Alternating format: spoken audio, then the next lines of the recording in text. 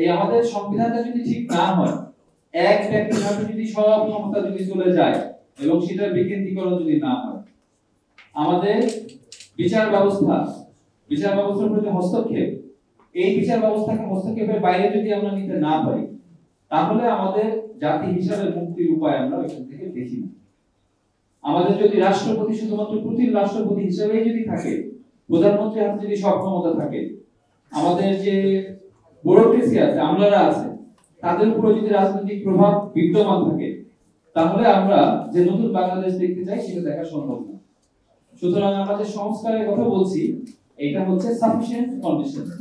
তো আমার এই কন্ডিশনটা থাকতেই হবে, এই সমস্যাগুলো হতেই হবে। তাছাড়া আমাদের যে বিচার ব্যবস্থা, আমাদের যে শাসন ব্যবস্থা, এটা যে ভালো করবে সেটার সুযোগ নাই।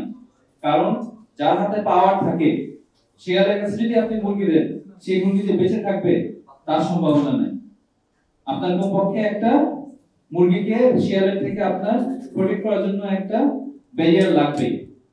তারপরে হচ্ছে আপনি চিন্তা করতে পারবেন যে ওইখানে মুরগিটা সুখে শান্তিতে থাকতে পারবে কিনা, আমাদের অধিকার রক্ষা করতে পারবে কিনা, এটার জন্য আপনার ওই সাংবিধানিক এবং যে কাঠামোগত আমাদের যে সুরক্ষা সেটা লাগবে। দ্বিতীয়ত, এখন যে এটা নিয়ে অনেক আলোচনা চলছে যে আমাদের যখন গণভোট হবে, গণভোটের সময় নোট অফ ডিসেন্ট রাখা হয় নাই, এই প্রস্তাব যখন আসছে তখন একটা পার্টি শাউটিং ম্যাচ শুরু করে দিয়েছে। তারা বলছেন যে তাদের সাথে প্রতারণা করা হয়েছে।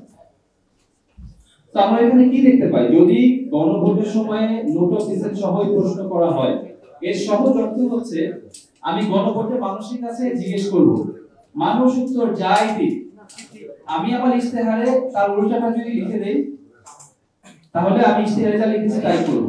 এটা যদি হয় তাহলে আমার গণভোটের কি দরকার? গণভোটের তো দরকার নেই। আপনারা এখানে দেখছেন যে মুক্তিযুদ্ধের পরে বাংলাদেশের রাষ্ট্র গঠনের যে ব্যর্থতা, সেটার জন্য কি আমাদের এই পরিণতি হয়েছে কিনা? কথাটা কিন্তু আংশিক বলেন, সম্পূর্ণ বলেন, কথাটা কিন্তু সত্য। তো আমাদের এখন যদি সংস্কারের ক্ষেত্রে এমন একটা সুযোগ আসছে, সেখানে একটা আমরা গণভোটের কথা বলছি, গণভোটের মাধ্যমে যে সিদ্ধান্ত আসবে সেটা অগ্রাহ্য করার সুযোগ যদি রাজনৈতিক দলের থাকে, নোট অফ ডিসেন্টের মাধ্যমে, ইশতেহারে যদি লিখে দেওয়ার মাধ্যমে, তাহলে আমাদের গণভোট করার প্রয়োজন। তো বিভিন্ন দল বিভিন্ন ভাবে বিভিন্ন যুক্তির মাধ্যমে সূক্ষ্ম উপায়ে এই আমাদের যে সংস্কার এটা বন্ধ করার চেষ্টা করছে। এবং আমরা যদি এই সুযোগটা মিস করি, সংস্কারের এই সুযোগটা যদি আমাদের কাজে না লাগাই, তাহলে কিন্তু ভবিষ্যতে আবার এরকম আমাদের একটা আলোচনা অনুষ্ঠান করতে হবে যে জুলাই গণঅভ্যুত্থানের পরে আমাদের যে দেশ রাষ্ট্র গঠনের যে একটা ছিল, সেটার ব্যর্থতার অনিবার্য পরিণতি, এবং সেটা তখন আমাদের পরের জেনারেশন, তারপরে জেনারেশন এটা ভোগ করতে থাকবে। এবং সেটার অর্থ কি?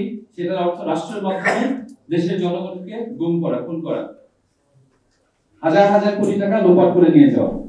সেই সুযোগটা আমরা এই জন্য মিস করতে চাই না। এই জন্য আমরা এনসিপি আমাদের জায়গা থেকে সংস্কার নিয়ে আমরা কথা বলছি। অন্যান্য দল যখন এখন নির্বাচন নিয়ে অনেক বেশি ব্যস্ত, তাদের মাঠ পর্যায়ে কর্মীদেরকে নির্বাচনে কখন কি করবে সেটা বলছে, এটা খারাপ কিছু না, কিন্তু দেখবেন ইন্টেনশনটা কোথায়? একটা সুযোগ আসছে দেশটাকে সংস্কার করার সুযোগ তৈরি করার জন্য, সেই সংস্কারে বিভিন্ন প্রকার বাধা দেওয়া হচ্ছে, আর ওইদিকে রাজনীতির নির্বাচনের মাঠ বোঝাচ্ছে।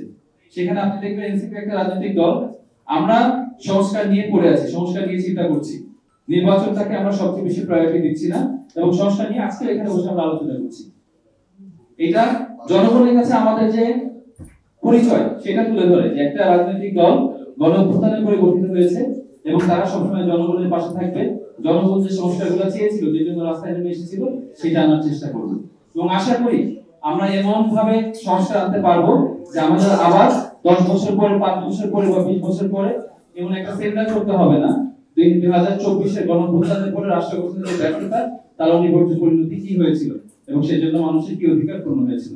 আপনাদের সকলকে ধন্যবাদ।